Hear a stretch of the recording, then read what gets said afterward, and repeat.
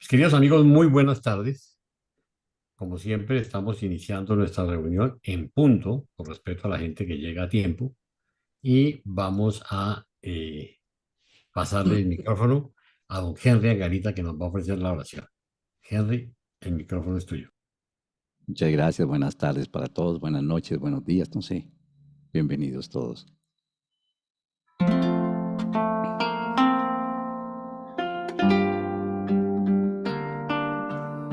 Amado Padre Celestial, cada vez que asomamos nuestra mirada para contemplar la obra de tus manos, nuestros corazones se embriagan de emoción y solo queremos darte las gracias por hacernos testigo y parte misma de tu maravillosa creación.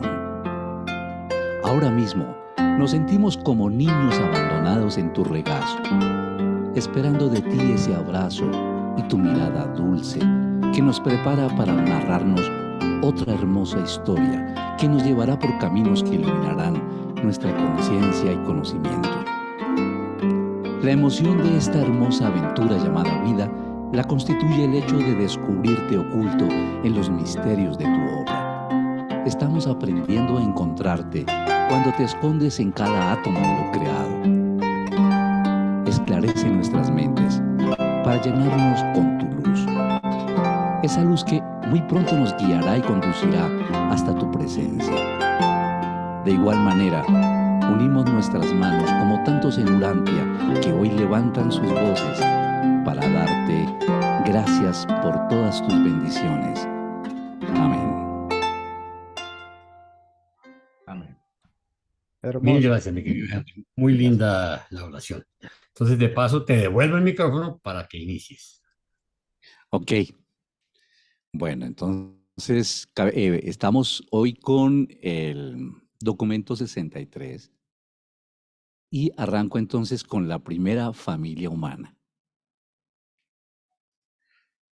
Se registró Urantia como mundo habitado cuando los dos primeros seres humanos, los gemelos, tenían 11 años, y antes de que llegaran a ser los padres del primogénito de la segunda generación de los verdaderos seres humanos. En esta ocasión de reconocimiento planetario formal, se cerró el mensaje del arcángel de Salvington con las siguientes palabras. Ha aparecido la mente humana en el 606 de Satania, y estos padres de una raza nueva se llamarán Andón y Fonta. Y todos los arcángeles rezan para que estas criaturas, con prontitud, sean así provistas para que resida en su persona el don del Espíritu del Padre Universal. Andón es el nombre nevadónico que significa la primera criatura o semejanza del Padre en exhibir el ansia humana por la perfección. Fonta significa la primera criatura a semejanza del Hijo, en exhibir el ansia humana por la perfección. Andón y Fonta nunca conocieron estos nombres hasta que se les confirieron al fusionarse con sus ajustadores del pensamiento. Durante toda su estadía mortal en Urantia, se llamaron Sontaán y Sontaén. Sontaán significa amado por la madre, y Sontaén significa amado por el padre. Ellos mismos se dieron estos nombres, cuyo significado es indicativo del afecto y estimación que se tenían. Bueno, es la anunciación pues de la llegada de Andón y Fonta. ¿Algún comentario? Todavía no. Aún no. Bueno, entonces Jaimito, adelante. Ok, primero, Andón y Fonta. En muchos aspectos, Andón y Fonta fueron la pareja más extraordinaria de seres humanos que jamás hubiera vivido en la faz de la Tierra. Esta pareja maravillosa, que vienen a ser los padres de todo el género humano, era a todas luces superior a gran parte de sus descendientes inmediatos y era radicalmente distinta de todos sus antepasados, tanto inmediatos como remotos. Los padres de esta primera pareja humana, en apariencia, eran poco diferentes del elemento común de su tribu. Sin embargo, figuraban entre sus miembros más inteligentes. El primer grupo que aprendió a lanzar piedras y servirse de garrotes al pelear, se valieron también de púas puntiagudas de roca, piedras y hueso. Cuando aún vivían con sus padres, Andón solía atar una piedra puntiaguda en la punta de un garrote utilizando tendones de animales para este fin, y en no menos de una docena de ocasiones se sirvió bien de tal arma para salvarse la vida, así como la de su hermana, que era igual de aventurera y curiosa, e indefectiblemente le acompañaba en todas sus excursiones exploratorias. La determinación de Andoni Fonta de huir de las tribus de los primates implica una calidad de mente muy por encima de la inteligencia inferior que caracterizaba a tantos descendientes posteriores suyos, los cuales se rebajaban a aparearse con primos retrasados de las tribus cínicas. Se percataban vagamente de que eran algo más que meros animales debido a la dotación de personalidad, la que fue aumentada por la presencia en su fuero interno de los ajustadores del pensamiento. Ok, aquí vemos cómo realmente Andoni Fonta, desde el principio, muestra una superioridad a nivel de inteligencia. Eran mucho más adelantados, eran mucho más ingeniosos para defenderse y para todas las cosas, donde empezaron a mostrar esa superioridad inicial. Ok, no sé si hay algún comentario, o si no, Carlitos continúa. 2. La huida de los gemelos. Después de haberse decidido Andoni Fonta a huir hacia el norte, sucumbieron durante un tiempo a sus temores, sobre todo al temor de disgustar a su padre y a su familia inmediata. Previeron que les atacarían parientes hostiles y así reconocieron la posibilidad de llegar a morir a manos de los miembros de su tribu ya envidiosos de por sí. Durante su juventud, los gemelos habían pasado la mayor parte del tiempo en su compañía mutua y por eso nunca habían sido excesivamente populares entre sus primos animales de la tribu de los primates. Tampoco habían mejorado su posición en la tribu al construirse una morada arbórea muy superior y separada.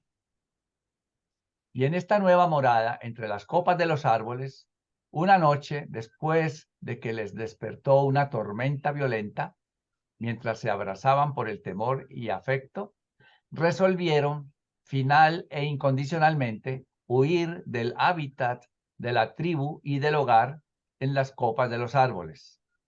Ya habían preparado un tosco refugio en las copas de los árboles a una media jornada hacia el norte. Este fue su escondite seguro y secreto durante el primer día fuera de los bosques natales. A pesar de que los gemelos tenían en común con los primates el implacable temor de estar en el suelo por la noche, se aventuraron a partir en el viaje hacia el norte poco antes del anochecer. Además de requerirse una valentía inusitada para que emprendieran este viaje nocturno, acertaron en concluir que era menos probable hasta el plenilunio que descubrieran su ausencia y por tanto les persiguieran sus parientes y demás miembros de la tribu. Así, un poco después de la medianoche, lograron llegar a salvo al lugar de reunión anteriormente dispuesto. En su viaje hacia el norte, descubrieron un depósito expuesto de piedras y, encontrando allí muchas piedras de forma apta para usos varios, juntaron una reserva de estas para el futuro. Al intentar desportillar estos pedernales a fin de que se adaptaran mejor para ciertos fines, Andón descubrió su cualidad chispeante y concibió la idea de encender fuego. Mas en este momento la noción no se le inculcó firmemente, pues el clima aún estaba salubre y poca necesidad había de fuego. El sol otoñal, sin embargo, iba bajando cada vez más en el cielo y a medida que viajaban hacia el norte, las noches se tornaban cada vez más frías. Ya se habían visto obligados a utilizar pieles de animales por el calor que éstas ofrecían. Antes de que llevaran un mes fuera de su tierra natal, Andón le indicó a su consorte que creía saber crear fuego con la piedra. Durante 2 meses trataron de utilizar la chispa de la piedra para encender un fuego, pero sus esfuerzos fueron infructuosos. Cada día esta pareja golpeaba las piedras y se esforzaban por prenderle fuego a la madera. Al fin, una tarde, a la hora de ponerse el sol, se desenmarañó el secreto de la técnica al ocurrírsele a Fonta subirse a un árbol próximo para conseguir el nido abandonado de un pájaro. El nido estaba seco y sumamente inflamable. Por consiguiente, justamente al caerle la chispa, se originó una llamarada que produjo un fuego abundante. Tan sorprendidos y sobrecogidos se quedaron al lograrlo, que por poco pierden el fuego, pero lo salvaron agregándole el combustible adecuado y luego los padres de toda la humanidad iniciaron la primera búsqueda de leña. Este fue uno de los momentos de más regocijo de toda su vida, que a pesar de ser corta, fue repleta de sucesos pletóricos. Se pasaron toda la noche en vela observando arder su fuego, echando de ver de manera vaga que habían hecho un descubrimiento que les posibilitaría desafiar al clima y así independizarse por siempre jamás de sus parientes animales de las tierras meridionales. Al cabo de 3 días de reposar y disfrutar del fuego, prosiguieron su viaje. Los antepasados primates de Andón a menudo habían mantenido vivo el fuego que los rayos encendían, pero nunca anteriormente habían contado las criaturas de la tierra con un método de iniciar un fuego a voluntad. No obstante, pasó mucho tiempo antes de que los gemelos supieran que el musgo seco y otros materiales servirían para encender un fuego al igual que los nidos de los pájaros. Muy bien, interesante este relato de cómo se inició el fuego, quiénes, en qué momento, en qué circunstancia, ¿verdad? Lo que muchos antropólogos pues desconocen y no saben esos datos, aquí nos los dicen bien claramente. Y cómo también ellos fueron lo suficientemente inteligentes y valientes, fíjense que tenían preparado un lugar ya lejos, lo fueron preparando con tiempo, para cuando huyeran de su sitio, tenían un lugar a una jornada de camino donde pasar al menos la primera noche, lejos del sitio donde estaban. Y fueron lo suficientemente valientes para caminar toda esa noche, sabiendo el temor que les daba a ellos andar por el suelo de noche, ser víctima de muchos animales o de cualquier cosa. Pues, me imagino, imagínense en la oscuridad, ¿no? No había con qué alumbrarse. Así que gracias a esas decisiones, mire todo lo que se logra. A veces uno piensa en las decisiones que uno tiene que tomar en la vida y una decisión, por pequeña que sea, trae grandes beneficios muchas veces o grandes desgracias y problemas también, dependiendo. Pero en este caso, el de Andoni Fonta, fue maravilloso que hubieran tomado esa decisión y se hubieran dispuesto a llevarla a cabo. No se quedó solamente en un pensamiento como nos suele suceder, que muchos planes, muchos pensamientos y poca acción. Si hay algún otro comentario, pregunta.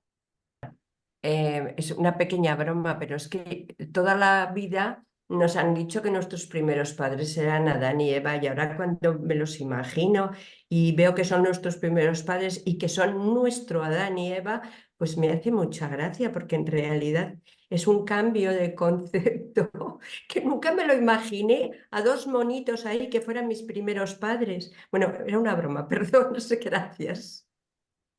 Bueno, sí, es una verdad trascendental y muy diferente a lo que siempre se ha creído. Esos dos seres que ya no eran tan monitos, ya eran más humanos, ¿no? Y así es como comenzó Andoni Fonta. Algún día toda la humanidad conocerá a Andoni Fonta y sabrán, como después veremos, el verdadero papel que desempeñaron Adán y Eva. ¿Sí, Ramón? Sí, muy buenas, maravillosas y bendecidas noches para todos los presentes. La triple presencia divina que habita en todos vosotros os bendice siempre. Para mí muy hermoso, ¿no? De verdad, pues, entre las teorías que antes, en un momento de mi juventud, se venían, hubo un choque, pues, que fue la teoría de la creación, de la evolución por medio del mono, y después la teoría pues que lamentablemente, pues equivocadamente o por motivos de errores, la humanidad o la civilización en la que estamos nos había enseñado de Adán y Eva, pues para mí también fue un choque. Cuando ya leo el libro Urantia y encuentro esta respuesta mucho más adaptada a la realidad y a todo lo que es la verdad dada por los reveladores, pues siento un gran gozo de ya no estar tan confundido como antes y a todos les digo, sientan un gozo, llénense de valor, de abrir sus mentes, de pedirle a ese ajustador de pensamiento que los ilumine para poder adaptarse a muchas realidades que el libro Durante viene a revelarnos. Gracias. Gracias, Ramón. Gracias. Ahora sí, entonces, Luis, adelante.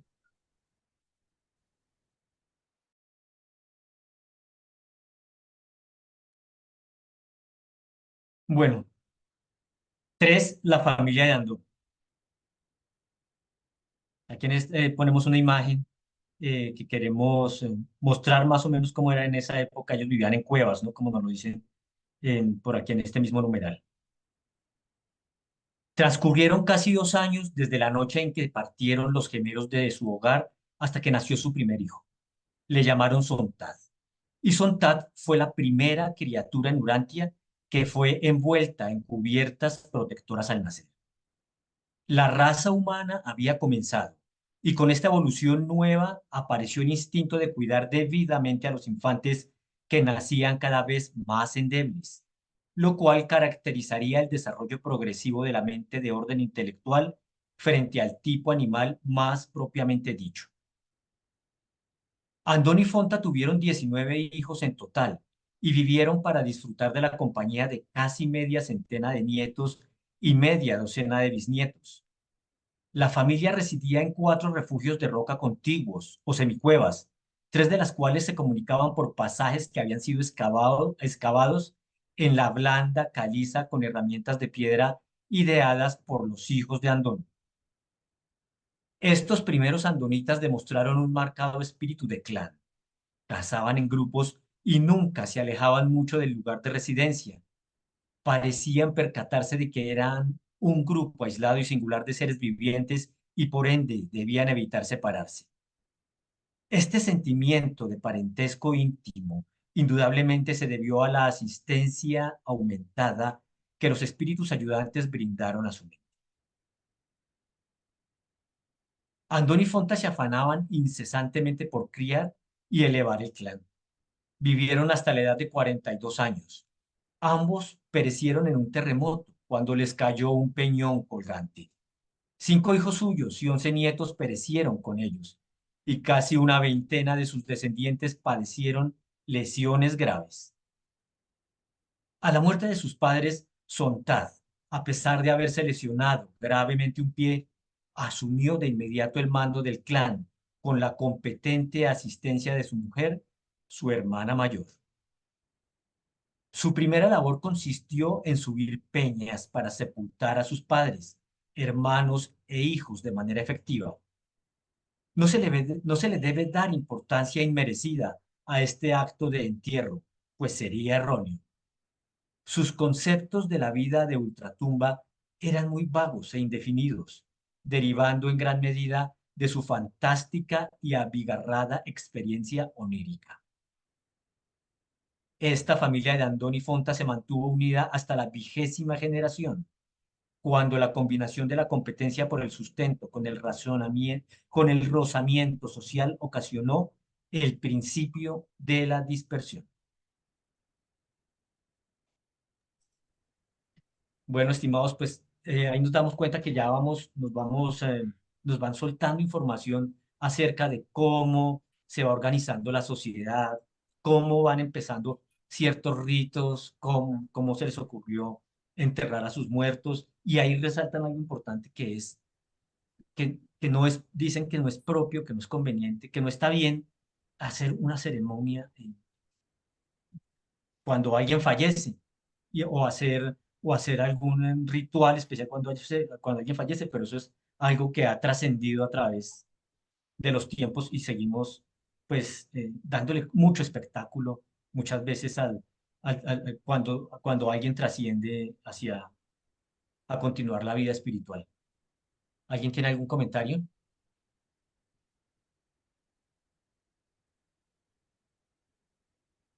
Adelante, Laura. Vamos a ver, Luis, ¿tú cómo entiendes esto del espectáculo de los entierros? Es malo? ¿O es...? Porque fíjate, a lo largo de la historia y en todos los países y religiones, es un rito que a veces es excesivo, como pasa en Indonesia, que están años esperando enterrar el muerto para tener dinero y poder hacer una ceremonia tremenda, o lo que pasa en la India con las incineraciones. ¿Cómo lo ves? O sea, ¿qué sentido tiene lo que dice el libro de Urantia con lo que la historia del mundo ha desarrollado con respecto a los enterramientos? Sí, Laura, fíjate que no es la única costumbre que hemos practicado durante siglos, pues que no es conveniente.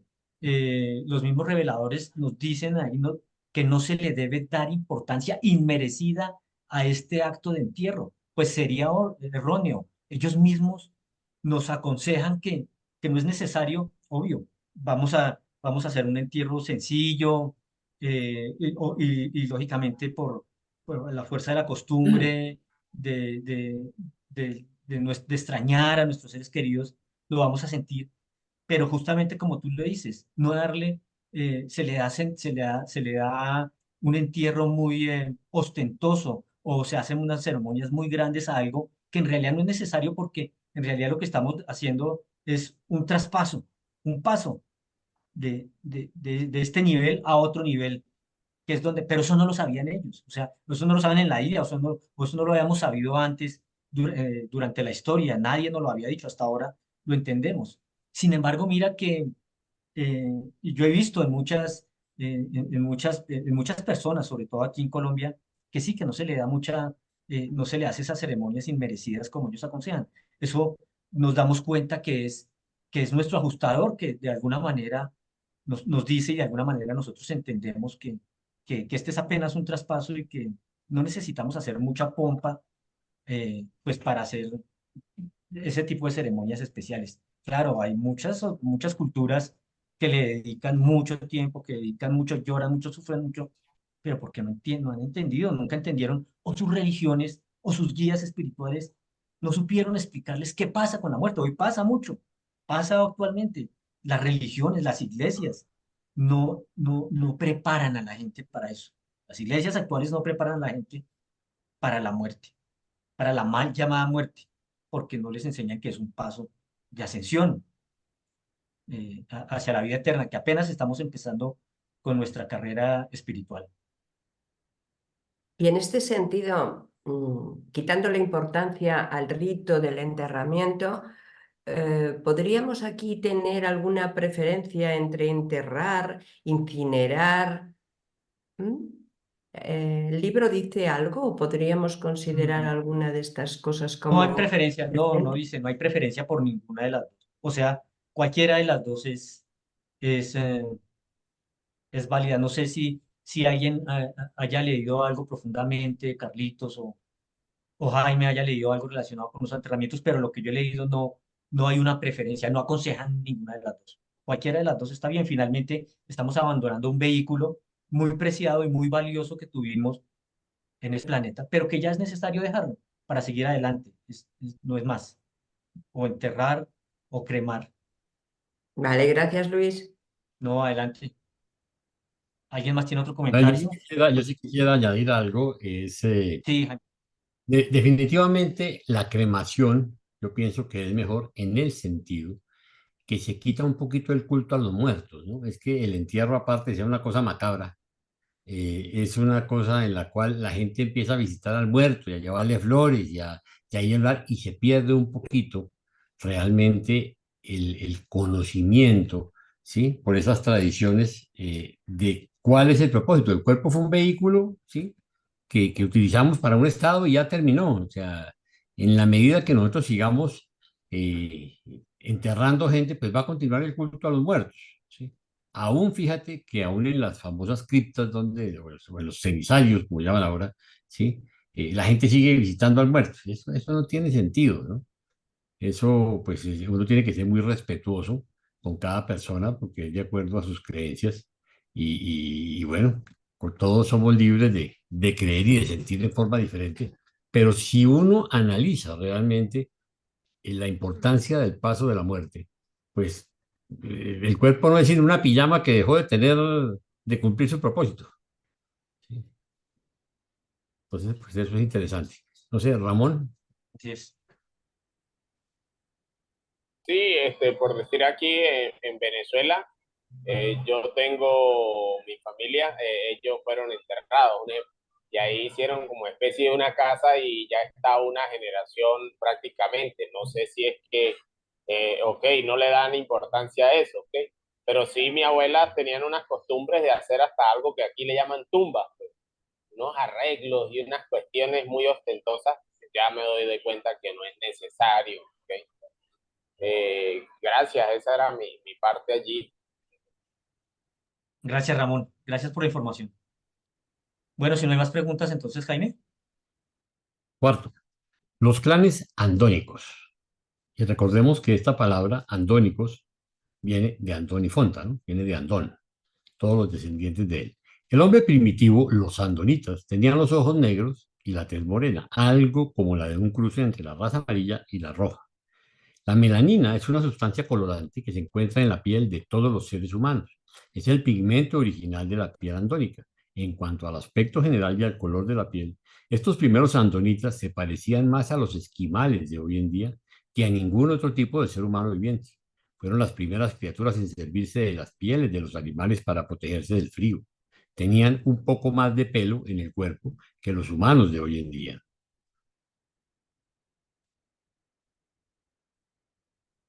La vida tribal que llevaron los antepasados animales de estos primeros hombres había prefigurado los principios de numerosas convenciones sociales. La organización social y una nueva división del trabajo del clan se desarrollaron de forma inmediata a consecuencia de las emociones que iban expandiéndose, sumado a la inmediata consecuencia, perdón, sumado a la capacidad incrementada cerebral de estos entes. Fueron sobremanera imitativos, pero el instinto del juego solo estaba levemente desarrollado y el sentido del humor casi estaba ausente del todo. El hombre primitivo se sonreía ocasionalmente, pero nunca se entregaba a la risa vigorosa. El humor fue un legado de la raza posterior de Adán. Estos primeros seres humanos no eran tan sensibles al dolor ni tan reactivos a las situaciones desagradables como lo era gran parte de los mortales que evolucionaron posteriormente. A Fonta y a su progenie, el parto no les fue una experiencia de dolor ni de aflicción. Fueron una tribu magnífica. Los varones peleaban heroicamente por la seguridad de su pareja y prole. Las hembras se dedicaban cariñosamente a sus hijos. No obstante, su patriotismo se limitaba estrictamente al clan inmediato. Los varones le eran muy leales a sus familias y se dejaban morir sin dudar en defensa de sus hijos, mas no pudieron captar el concepto de tratar de mejorar el mundo para sus nietos. El altruismo hasta este momento quedaba por nacer en el corazón humano, a pesar de que todas las emociones esenciales para el surgimiento de la religión ya estaban presentes en estos aborígenes de Urantia. Estos primeros hombres contaban con un afecto enternecedor para con sus camaradas e indudablemente tenían por elemental que fuera una verdadera idea de la amistad. Posteriormente se daba el caso muy a menudo durante las constantes batallas que se repetían una y otra vez con las tribus inferiores de ver uno de estos hombres primitivos luchar valientemente con una mano y al mismo tiempo bregar para proteger y salvar a un compañero guerrero herido. Gran parte de los rasgos más nobles que son sumamente humanos y que corresponden al desarrollo evolutivo subsiguiente se prefiguró de manera enternecedora en estas gentes primitivas. El clan andónico original mantuvo una línea de mando ininterrumpida hasta la 27ª generación, pues al no aparecer ningún vástago varón entre los descendientes directos de Sontar, dos rivales que pretendían ser jefe del clan se embrollaron en una pugna por la supremacía. Antes de las dispersiones extensas de los clanes andónicos, ya había evolucionado un lenguaje bien desarrollado a partir de sus primeros esfuerzos para comunicarse. Este lenguaje continuó desarrollándose, casi a diario se le agregaban voces nuevas debido a los inventos y adaptaciones al medio ambiente nuevo que ideaba esta gente activa, inquieta y curiosa. Y este lenguaje llegó a ser el verbo de Urantia, la lengua de la familia humana primitiva, hasta la aparición posterior de las distintas razas de color. Con el paso del tiempo, los clanes andónicos aumentaron el número y la interacción de las familias que iban expandiéndose reanudó en desavenencias y malentendidos. Solo dos cosas llegaron a ocupar en la mente a esta gente: cazar para obtener sustento y pelear para vengarse de alguna injusticia o insulto real o supuesto del cual había sido objeto a manos de las tribus vecinas. Las enemistades constitucionarias entre familias aumentaron, se declaraban guerras y graves pérdidas se sufrieron entre los mejores elementos de los grupos más avanzados y hábiles. Algunas de estas pérdidas fueron irreparables. Algunas de las fuentes de habilidad e inteligencia más valiosas del mundo en estas ocasiones se perdieron por siempre y jamás. Estas incesantes guerras de los clanes amenazaron a esta primera raza y a su civilización primitiva con la extinción. Es imposible lograr convencer a semejantes seres humanos primitivos de que perduren conviviendo en paz. El hombre desciende de animales entregados a la lucha y la gente inculta se irrita y ofende al relacionarse estrechamente.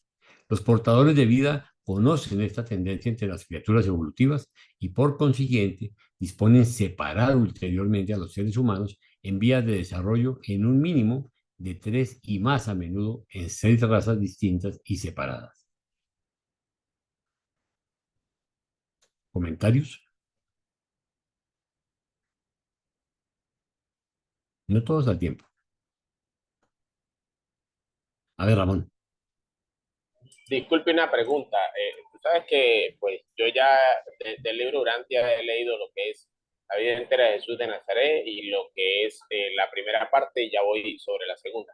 Ustedes que tienen más conocimiento, ya que allí nos habla de los idiomas nacidos de Andoni Fonta y de todos esos clanes y de las razas de colores, ¿qué hay de cierto sobre la Torre de Babel? ¿O eso es otro cuento más que salió? ¿O de allí provienen algunos idiomas? A ver, yo pienso que esa es una pregunta interesante porque si nosotros cogemos lo que nos enseña la revelación, lo que tenemos en Urantia, recordemos que nosotros tenemos la información inicial de Andoni Fonta que datan 1 millón de años atrás, ¿sí? Y se declara el planeta habitado. Después nos va a contar Henry ahora lo que pasa cuando viene el primer profeta. Y después no tenemos información hasta 500.000 años cuando viene el príncipe planetario, que sabemos que viene con 50 parejas de extraterrestres de 100 planetas diferentes, ¿sí? Entonces miren ustedes ese vacío cronológico y histórico que tenemos, donde nosotros sabemos que en ese cambio, porque la única información que tenemos hasta ese momento es que cuando llega el príncipe planetario había 500 millones de habitantes, pero todo lo que había pasado ahí, todas las culturas que hubo, de hecho, fíjense ustedes que nosotros no tenemos información ni de la Atlántida, ni de Lemuria, ni del continente de Mu, de hecho, ni siquiera de los sumerios, que si bien es cierto que sabemos que vienen descendientes de los 100 de Caligastia, pues hay muchas tradiciones, muchas suposiciones en cuanto a los egipcios que eran seres de características de otras, ¿sí? Y se empieza a mezclar un poco la tradición con las fábulas.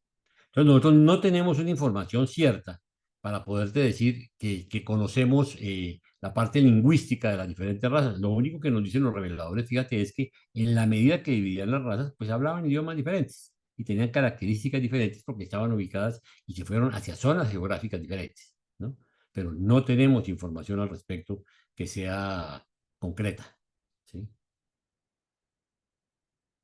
No sé si te quede claro. Sí, me A ver, queda claro, me queda claro. Gracias. ok, Henry. Bueno, a mí me llama poderosamente la atención esta última parte donde habla que los portadores de vida conocen como la tendencia primitiva de las criaturas evolutivas y que disponen separarlos a los seres humanos en vías de desarrollo en un mínimo de 3 y a menudo de 6 razas distintas y separadas. Yo no entiendo bien eso, ¿cómo así? Claro. Claro, porque acuérdate que finalmente las razas tienen unas características. La primera raza o la raza original es la andonita, los descendientes de Andoni Fonta, ¿correcto? Es la primera. Después aparecen las 6 razas de color, ¿sí? Que sabemos muy claro que fueron amarilla, roja, azul, fueron la raza índica, que es la negra, la verde y la naranja. Y es más, estuvieron en zonas específicas. Recordemos, bueno, recordemos no, que no hemos llegado allá, pero lo vamos a ver. La roja estuvo, se fue a América, ¿sí? Y se fue porque vivían agarrados con los chinos, que eran los amarillos, y los sacaron por el estrecho de Bering a sombrerazos por andar peleando y terminaron aislados en América. Y cuando se descongela el estrecho de Bering, quedaron aislados en América. La raza roja queda ahí. Sin embargo, la amarilla es lo que nosotros conocemos hoy como los chinos.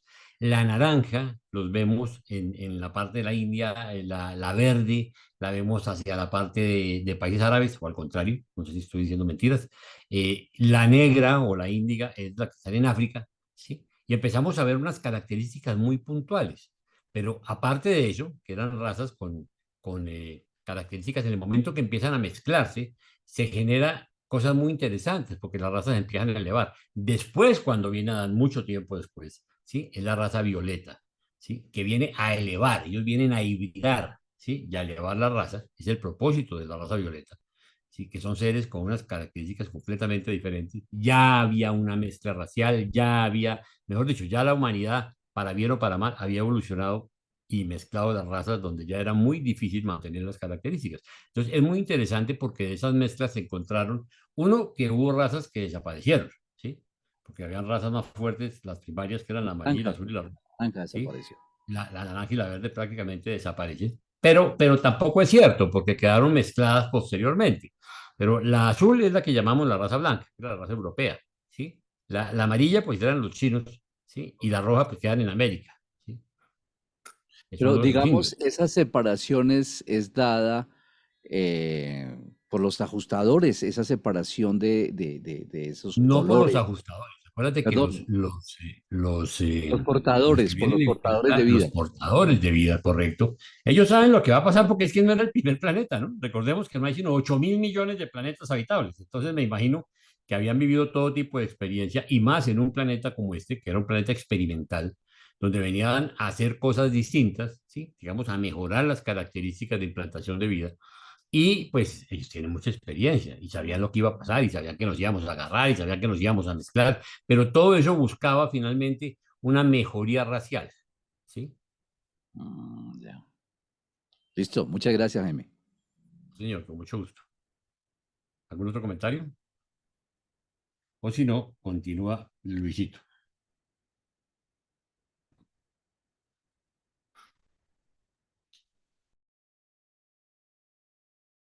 Quinto, la dispersión de los andonitas. Aquí tenemos un mapa que aquí nos lo van explicando eh, en estos párrafos siguientes. Dice, las primeras razas andonitas no penetraron mucho en el interior de Asia y en un principio no entraron en África. La geografía de aquellos tiempos las encaminó hacia el norte y alcanzaba esta gente cada vez más al norte en sus viajes hasta que se lo impidió la tercera la glaciación que iba avanzando poco a poco. Aquí nos va mostrando la glaciación que va avanzando hacia el sur. Antes de que esta extensa capa de hielo llegara a Francia, a lo que hoy es Francia, ¿no? Y las islas británicas, los descendientes de Andoni Fonta habían avanzado a duras penas hacia el oeste, sobre Europa, y habían establecido más de 1000 asentamientos separados a lo largo de los grandes ríos que desembocaban en en las aguas del Mar del Norte, las cuales a la sazón eran tibias. Estas tribus andónicas fueron los primeros moradores de las riberas fluviales de Francia. Habitaron a lo largo del río Somme por decenas de miles de años. El Somme es el único río que los glaciales no cambiaron, pues seguía el mismo curso para desembocar en el mar de forma muy similar a como lo hace hoy día. Así se explica por qué se encuentran tantos rastros de los descendientes andónicos a lo largo del cauce del valle de este río. El río Somme, que existe hoy, pues está aquí, donde estoy señalando un poco como el noroccidente de Francia. Aquí está el mapa de Francia sobrepuesto, pero sin embargo el hielo ya venía tapando. Ellos llegaron hasta ahí y ahí lo que nos cuentan, pues habitaron por miles de años. Estos aborígenes de Urantia no moraban en los árboles, si bien en casos de urgencia se encaramaban en las copas. Solían morar al cobijo de los nichos naturales que se forman en los barrancos por los márgenes de los ríos y en las cuevas de las laderas de los riscos, que les ofrecían un buen panorama de las vías de acercamiento y los abrigaba de la intemperie. De este modo podían gozar de la comodidad de sus fogatas sin que el humo les incomodara demasiado.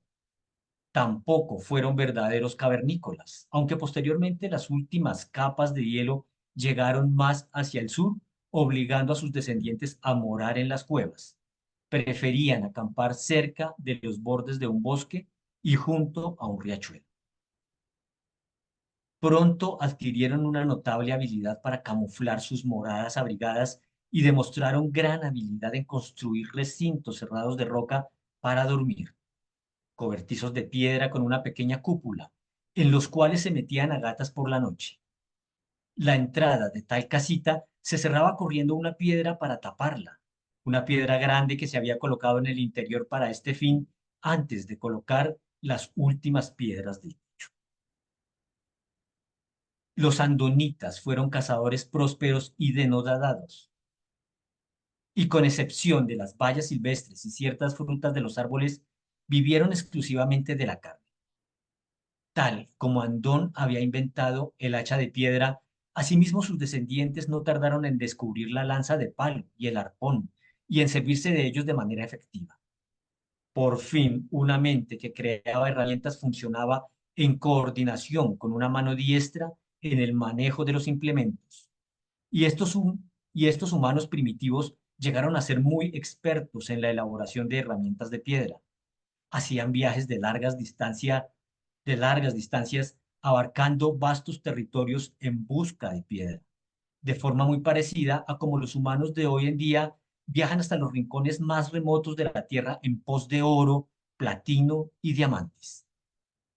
Y de muchas otras maneras, estas tribus de Andón manifestaron un grado de inteligencia que sus descendientes retógrados no lograron en medio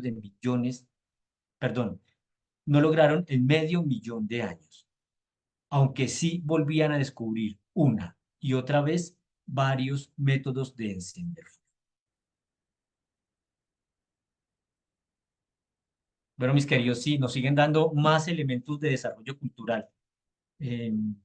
Avanzar, encontrar dónde es mejor para refugiarse de acuerdo con el clima, a veces en la ribera del río, a veces en las cuevas que ellos mismos construían, desarrollaron otras maneras de encender fuego, desarrollaron no solo el hacha que fue invento de Andón, sino posteriormente lanzas y otras herramientas de caza. Todo eso que nos ha servido a nosotros durante miles de millones de años, pues fueron inventados por Andón y por sus descendientes. A ver, chicos, ¿alguien quiere hacer otro comentario? O si no, le cedo la palabra a don Henry Angarita. Muchas gracias. Onagar, el primer maestro de la verdad. A medida que la dispersión andónica se extendía, la calidad cultural y espiritual de los clanes iba empeorando durante casi 10.000 años, hasta los días de Onagar, quien asumió el mando de estas tribus. Sembró la paz entre ellas y por primera vez les guió a todos en la adoración del que da aliento a los hombres y los animales. La filosofía de Andón había sido de lo más confusa. Apenas se había escapado de convertirse en adorador del fuego por la gran comodidad que derivó del haber descubierto el fuego de forma casual.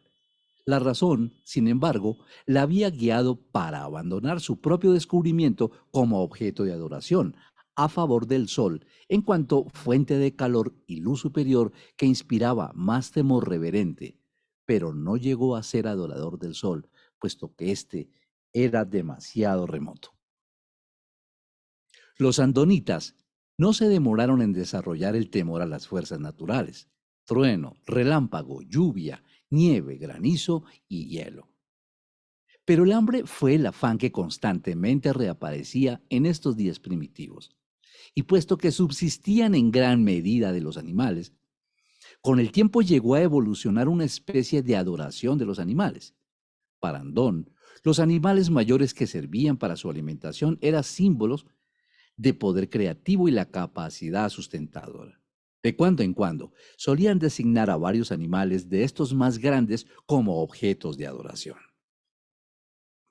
Durante el periodo en que estaba en boga la adoración de un animal particular, lo pintaban con trazos toscos sobre las paredes de las cuevas y después, al continuar progresando las artes, tal deidad animal se tallaba en varios ornamentos. Al cabo de muy poco tiempo, los pueblos andónicos adquirieron la costumbre de abstenerse de comer la carne de los animales que veneraba, de veneración tribal. En este momento, a fin de hacerle mella a la juventud de forma más idónea, desarrollaron una ceremonia de reverencia que se llevaba a cabo en torno al cuerpo de uno de estos animales venerados. Y aún más tarde, este acto primitivo evolucionó para llegar a ser las esmeradas ceremonias de sacrificio realizadas por sus descendientes. Y así se originaron los sacrificios como parte de la adoración. Moisés en el rito hebreo practicó esta idea y la conservó en principio el apóstol Pablo como doctrina de la expiación de los pecados mediante el derramamiento de sangre. Que el sustento alimenticio era de suma importancia en las vidas de estos seres humanos primitivos lo indica una oración de Onagar. Un gran maestro enseñó a esta gente tan sencilla: oh aliento de la vida, danos nuestro sustento de este día. Redímenos de la calamidad del hielo. Sálvanos de nuestros enemigos del bosque. Y con gran misericordia, recíbenos en el gran más allá. Onagar mantuvo su sede en las márgenes septentrionales del antiguo Mediterráneo, que presentemente viene a ser la región del Mar Caspio, en un asentamiento llamado Oban, punto de parada en la vuelta hacia el oeste del camino que conducía al norte desde las tierras meridionales de la Mesopotamia. Desde Obán envió maestros a los asentamientos remotos para difundir sus nuevas doctrinas de una sola deidad y su concepto del más allá que él denominó el gran más allá. Estos emisarios de Onagar fueron los primeros misioneros del mundo.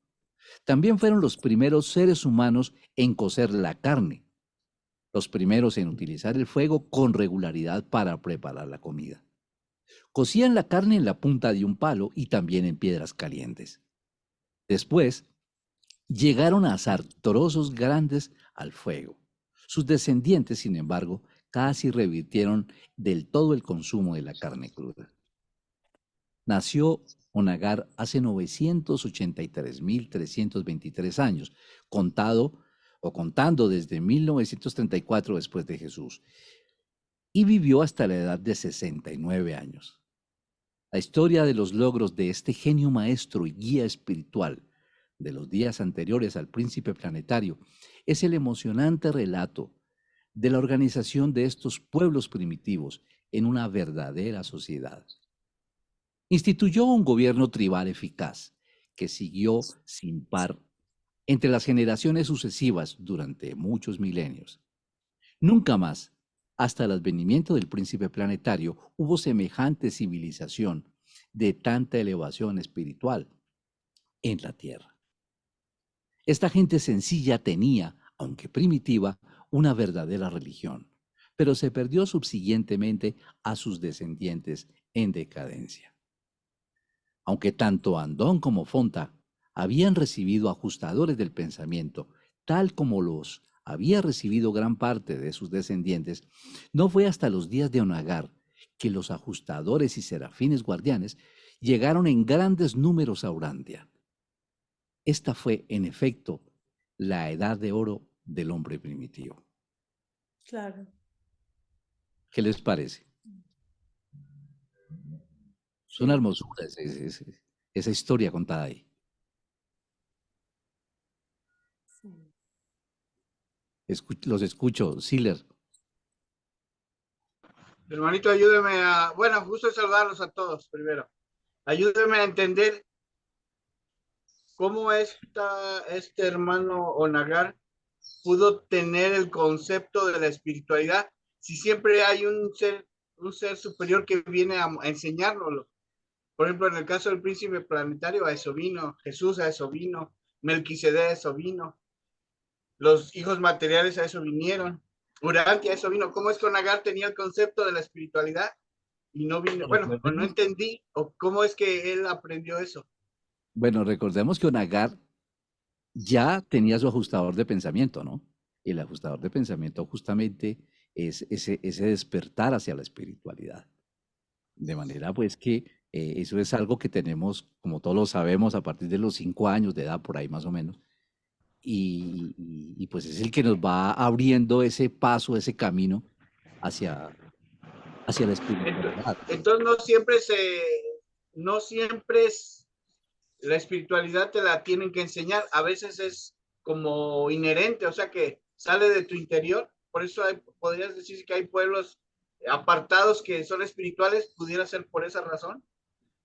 Bueno, no sé, no yo pensaba que era por las enseñanzas de Melquisedec, pero a mí me llama mucho la atención cómo Onagar, sin que hubo nadie, hablaba de Dios. O sea, no sé si me explico lo que quiero sí, de lo que yo me atrevo aquí en este momento a opinar, y si estoy mal, por favor, les agradezco que me corrijan. Lo que yo entiendo que el ajustador del pensamiento, sabiendo que es una porción del Padre en nosotros, nos da la oportunidad precisamente de descubrir que somos nosotros seres espirituales, por lo tanto vamos hacia Él. Y esa espiritualidad va creciendo en la medida de nuestra propia búsqueda. Evidentemente llegan maestros superiores que, digamos, nos ayudan a perfilar y nos dan más conocimiento, pero nosotros, por el solo hecho de ser hijos del Padre y tener ese don que es el ajustador de pensamiento, el ajustador que habita en nuestra mente, pues nos da esa opción. No sé qué opina Jaime, te doy la palabra. A ver, yo quisiera recordar, estimado Sidney, primero que todo que hay una cosa que llaman los espíritus ayudantes de la mente. Los 5 primeros son los que tienen los animales. Los 2 últimos espíritus ayudantes de la mente son el espíritu de sabiduría y adoración, precisamente. Cuando el hombre, ¿sí? Ese hombre primitivo empieza a adorar cualquier cosa, las piedras, los animales, el sol, ¿sí? Pero ya hay un espíritu, un sentimiento de adoración hacia un ser superior. Y ahí realmente, a partir de eso, nacen las diferentes religiones, que son religiones evolucionarias. Ahora, ¿qué es lo que pasa? Si bien es cierto que los ajustadores de pensamiento que tuvieron Andoni Fonta y los primeros, ellos los guiaron a una civilización un poco más avanzada o bastante más avanzada. Como ellos murieron tan jóvenes, esas razas empiezan a caer en decadencia.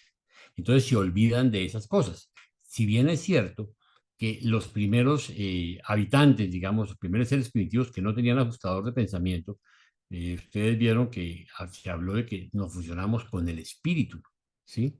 Todavía no estaban preparados, eran unas civilizaciones que eran transitorias para llegar al hombre ya maduro, que empezamos a verlo realmente es a partir de la llegada del príncipe planetario con esos 100 seres que venían de otros planetas, ¿correcto? Entonces, es muy importante que tengamos claro eso, que pasó porque la gente de esa época, una vez desaparecen Andoni y Fonda tan jóvenes por el terremoto en que mueren, se va perdiendo y van degradando todas las culturas, a pesar de que ya tenían los 7 espíritus ayudantes de la mente, donde los 2 últimos son adoración y sabiduría, que los guiaban a sentimientos espirituales, a sentimientos de adoración y a una religión primitiva evolucionaria. Séptimo, la supervivencia de Andoni Fonta. Andoni Fonta, los espléndidos fundadores de la raza humana, recibieron reconocimiento cuando, a la llegada del príncipe planetario, hubo la adjudicación en Urantia y a su debido momento surgieron del régimen de los mundos de estancia con el estado de ciudadanía en Jerusalén. Bien que nunca se les ha permitido volver a Urantia, conocen la historia de la raza que fundaron. Se dolieron de la traición de Caligastia, se lamentaron del fracaso de Adán, pero se regocijaron sobremanera al recibir el aviso de que Micael había seleccionado su mundo para el escenario de su último autootorgamiento. En Jerusalén, tanto Andón como Fonta se fusionaron con sus ajustadores de pensamiento, al igual que se fusionaron varios hijos suyos, Sontad inclusive, pero la mayoría de sus mismos descendientes inmediatos solo lograron la fusión con el espíritu. Andón y Fonta, al poco tiempo de su llegada a Jerusalén, recibieron permiso del soberano del sistema para retornar al primer mundo de estancia para servir con las personalidades molontiales, quienes les dan la bienvenida a los peregrinos del tiempo Durantia a las esferas celestiales y se les ha asignado a dicho servicio por tiempo indefinido. Procuraron mandar saludos a Urantia en relación con estas revelaciones, pero prudentemente se les negó esta petición. Y esta es la narración del capítulo más heroico y fascinante de toda la historia de Urantia, la historia de la evolución, las luchas de la vida, la muerte y la supervivencia eterna de los singulares padres de todo el género humano, presentado por un portador de vida residente en Urantia. Preparado por Henry Angarita, Carlos García, Luis Fontecha Mora y Jaime Rey Albornoz. A ver, Claudio, ¿ibas a decir algo? No, lo que quería es aclararle un poquito a Octavio.